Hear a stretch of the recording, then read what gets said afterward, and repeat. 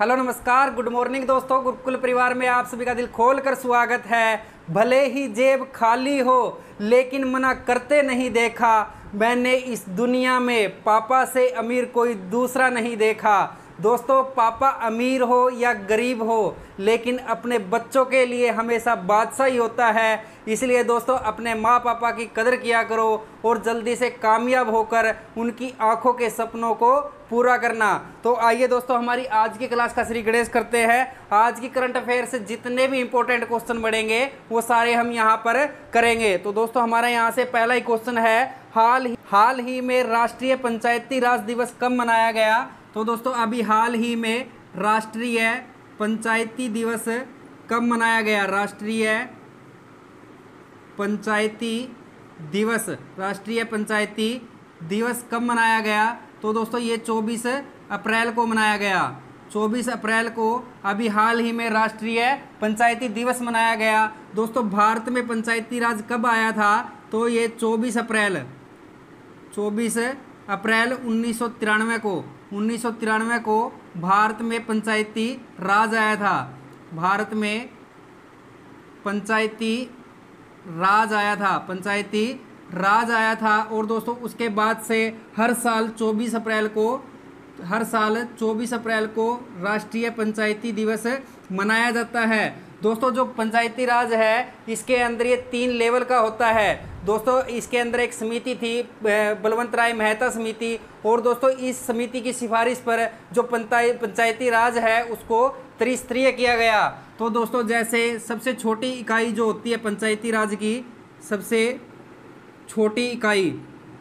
छोटी इकाई होती है तो दोस्तों ग्राम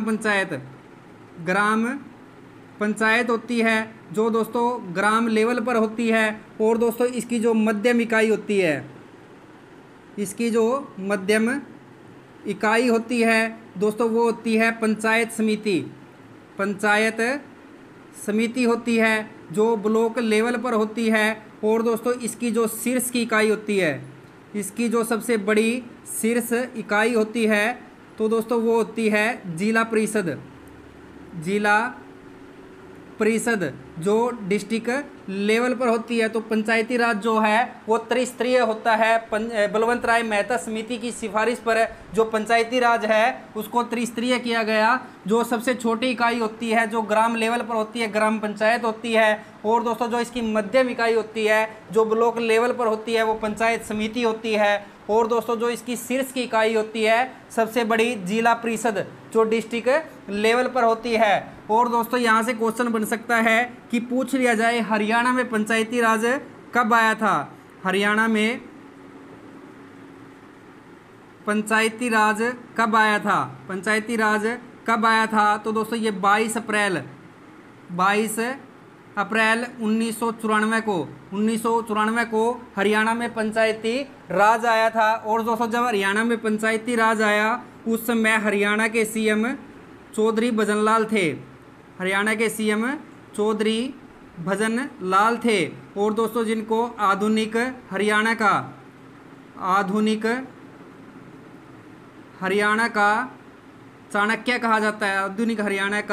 चाणक्य कहा जाता है। और दोस्तों, उस समय भारत के पीएम कौन थे जब हरियाणा में पंचायती राज आया? तो वो पीवी नरसिम्हा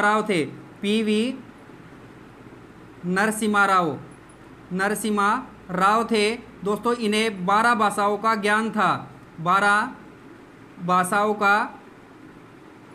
था। और दोस्तों, जो हरियाणा के सीएम चौधरी भजनलाल है उनको आधुनिक हरियाणा का चाणक्य कहा जाता है। और दोस्तों, जो पीवी नरसिम्हा राव है उन्हें आधुनिक भारत का चाणक्य कहा जाता है। और दोस्तों, इसके अलावा जब सबसे पहले पंचायती राज कहाँ पर आया था? तो सबसे पहले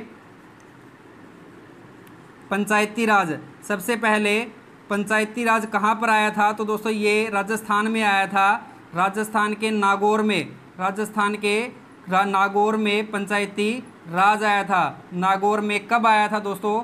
2 अक्टूबर 1959 को सबसे पहले पंचायती राज नागौर राजस्थान में आया था। नागौर राजस्थान में सबसे पहले पंचायती राज आया था। दोस्तों हरियाणा में पूछ लिया जाए तो 22 अप्रैल 1994 को आया था। और दोस्तों जब राजस्थान में जो पंचायती राज आया उस समय भारत के पीएम कौन थे? तो दोस्तों भारत के पीएम जवाहरलाल नेहरू थे, जवाहरलाल नेहरू थे। और दोस्तों जो अभी हाल ही में राष्ट्रीय पंचायती राज दिवस मनाया गया, तो हर साल 24 अप्रैल को राष्ट्रीय पंचायती दिवस मनाया जाता है। और दोस्तों अभी हाल ही में 23 अप्रैल को वर्ल्ड बुक और कॉपीराइट दिवस मनाया गया। विश्व पुस्तक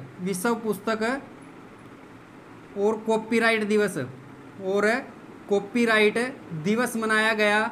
तो दोस्तों ये कब मनाया गया? 23 अप्रैल को मनाया गया। और दोस्तों 22 अप्रैल को अभी हाल ही में विश्व पृथ्वी दिवस मनाया गया। विश्व पृथ्वी दिवस मनाया गया। और दोस्तों पृथ्वी दिवस आ जाए या फिर अंतर्राष्ट्रीय मातृ पृथ्वी दिवस मनाया गया तो वो 22 अप्रैल को मनाया गया। और दोस्तों 21 अप्रैल को विश्व रचनात्मक और नवाचार दिवस मनाया गया। और दोस्तों इसके अलावा 21 अप्रैल को राष्ट्रीय सिविल सेवा दिवस मनाया गया। दोस्तों हमने यहाँ पर पंचायती राज जो है उसका पूरा पोस्टमार्टम कर दिया है। दोस्तों आप इसको मोस्ट इम्पोर्टेंट में डाल लो, क्योंकि दोस्तों अभी आगे चुनाव होने वाले हैं और आने वाले एग्जाम में यहाँ से क्वेश्चन पक्का पूछा जाएगा। और दोस्तों जो दिवस है या कोई वर्ष है उनको याद करने का सिर्फ एक ही तरीका होता है, उनको बार बार रिवाइज करना, बार बार उनको याद करना। दोस्तों आप एक टारगेट फिक्स कर लो कि हर रोज़ आपको एक बार जितनी भी डेट है उनको याद करना है, जितने भी ईयर दे रखे हैं एक बार आप अगर उनको हर रोज़ पढ़ोगे तो दोस्तों अच्छे से आपके माइंड में छप जाएंगे। और दोस्तों हमारे यहाँ से नेक्स्ट क्वेश्चन बढ़ेगा, हाल ही हरियाणा में पहली बार ईवीएम का इस्तेमाल कब हुआ था? तो दोस्तों अगर आपको क्लास अच्छी लगे तो प्लीज़ लाइक शेयर ज़रूर कर देना। तो दोस्तों अभी हरियाणा में ईवीएम का पहली बार उपयोग पूछा गया है, कब हुआ था? तो दोस्तों हरियाणा में जो इलेक्ट्रॉनिक वोटिंग मशीन है ईवीएम का पहली बार उपयोग हरियाणा में कब किया गया? पहली बार इसका प्रयोग हरियाणा में कब हुआ था? तो दोस्तों ये हुआ था वर्ष 2000 में पहली बार ईवीएम जो है इलेक्ट्रॉनिक वोटिंग मशीन का प्रयोग किया गया था। और दोस्तों उस समय वर्ष 2000 में विधानसभा के जो चुनाव थे उन चुनावों में इनका प्रयोग किया गया। दोस्तों आपको पता है हरियाणा में विधानसभा की 90 सीटें हैं। और दोस्तों इन 90 सीटों में पहली बार 45 सीटों पर पहली बार ईवीएम का प्रयोग किया गया। ईवीएम का प्रयोग पहले 45 सीटों पर किया गया। और दोस्तों वर्ष 2000 में इसका पहली बार प्रयोग किया गया था। और दोस्तों इसके बाद हरियाणा में 2004 में जब लोकसभा के जो चुनाव हुए थे उसमें भी ईवीएम का प्रयोग किया गया था। और दोस्तों यहाँ से क्वेश्चन बन सकता है कि सबसे पहली बार कि कहाँ पर ईवीएम का प्रयोग किया गया? सबसे पहले ईवीएम का प्रयोग कहाँ पर किया गया था? तो दोस्तों 1982 में पहली बार इसका प्रयोग केरल में किया गया था। केरल में इसका प्रयोग पहली बार 1982 में किया गया था। और हरियाणा में 2000 में इसका जो विधानसभा के जो चुनाव हुए थे उसकी 45 सीटों पर ईवीएम मशीन का प्रयोग किया गया था। और दोस्तों इसके बाद 2004 में जब लोकसभा के चुनाव हुए थे तो दोस्तों लोकसभा चुनाव में भी ईवीएम का प्रयोग किया गया था। दोस्तों इसमें हमारा नेक्स्ट क्वेश्चन रहेगा जो बहुत इम्पोर्टेंट है कि हाल ही में शिक्षा विभाग द्वारा प्राइमरी क्लास के बच्चों के लिए कौन सी परीक्षा प्रणाली लागू की गई है? तो दोस्तों अभी हाल ही में शिक्षा विभाग ने प्राइमरी स्कूल के बच्चों के लिए कौन सी शिक्षा प्रणाली लागू की है? तो दोस्तों ये है निपुण परीक्षा प्रणाली जो है ये लागू की गई है। तो दोस्तों हरियाणा जो शिक्षा विभाग है उसने अभी निपुण परीक्षा प्रणाली को लागू किया है। दोस्तों ये निपुण परीक्षा प्रणाली जो है ये क्या है, तो दोस्तों इसके अंदर एक परीक्षा का आयोजन किया जाएगा नेक्स्ट क्लास में जाने के लिए। दोस्तों उससे पहले एक निपुण परीक्षा देनी होगी और जो बच्चा निपुण परीक्षा को पास करेगा उसे निपुण विद्यार्थी का दर्जा दिया जाएगा। और दोस्तों जो बच्चा इसको पास नहीं कर सकेगा उन्हें पहले अगली साल में 3 महीने तक जो पीछे वाली क्लास है उसका सारा सिलेबस रिवाइज करवाया जाएगा और उसके बाद परीक्षा होगी और दोस्तों उसको पास करने के बाद वो नेक्स्ट क्लास में जाएगा। दोस्तों ये शिक्षा व्यवस्था को सुधारने के लिए परीक्षा का आयोजन किया गया है। तो दोस्तों निपुण परीक्षा का आयोजन हरियाणा जो शिक्षा विभाग है उसने ये शुरू किया है। और दोस्तों यहाँ से क्वेश्चन बन सकता है कि जो इसमें पहले से तीसरी कक्षा के जो बच्चे थे उनको शामिल किया गया था, लेकिन दोस्तों अब इसमें पहली कक्षा से पाँचवीं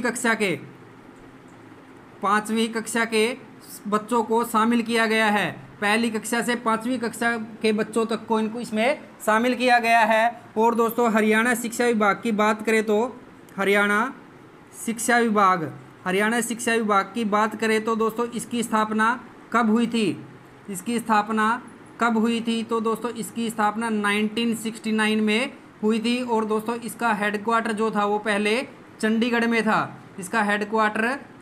में था, लेकिन दोस्तों बाद में 1981 में इसे भिवानी में ट्रांसफ़र कर दिया गया। जो दोस्तों जो हरियाणा शिक्षा विभाग है जो HBSC है इसका जो हेडक्वार्टर है वो अभी हाल ही में भिवानी में रहेगा। तो दोस्तों इसमें हमारा नेक्स्ट क्वेश्चन है, हाल ही में हरियाणा के कितने खिलाड़ियों ने ओलंपिक 2024 का कोटा हासिल किया है? तो दोस्तों अभी ओलंपिक 2024 के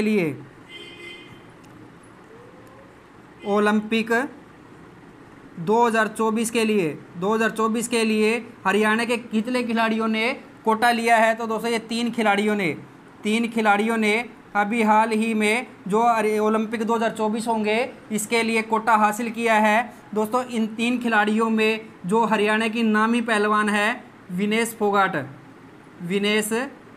फोगाट, जो दोस्तों कहाँ से रहेगी? बलाली गांव चरखी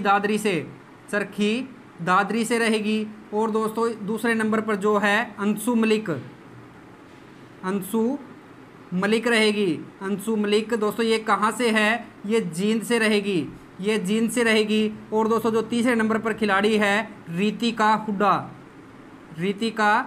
हुड्डा। और दोस्तों ये रीतिका हुड्डा कहाँ से रहेगी? तो ये रोहतक से रहेगी। तो दोस्तों इन 3 खिलाड़ियों ने ओलंपिक 2024 के लिए हरियाणा से कोटा हासिल किया है। और दोस्तों यहाँ से पूछ लिया जाए कि ओलंपिक गेम जो है वो इसकी मेज़बानी कौन करेगा?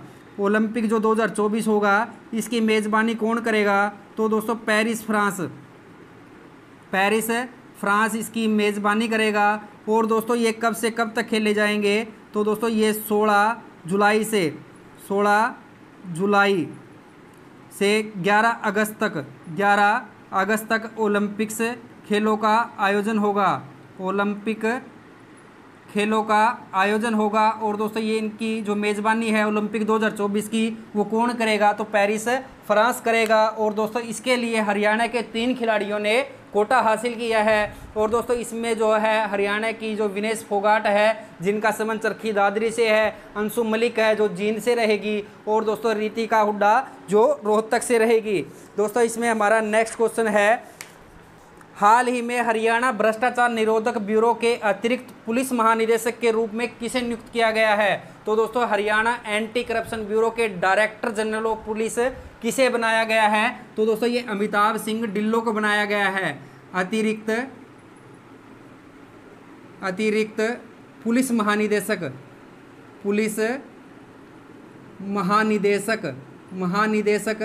किसे नियुक्त किया गया है? तो दोस्तों ये अमिताभ सिंह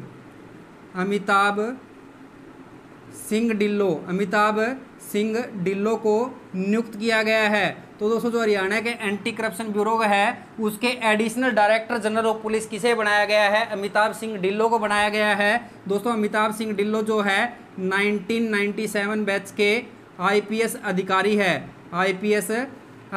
है। और दोस्तों इन्होंने किसका जो स्थान लिया है, तो दोस्तों इनसे पहले जो डीजीपी थे वो कौन थे, तो दोस्तों शत्रुजीत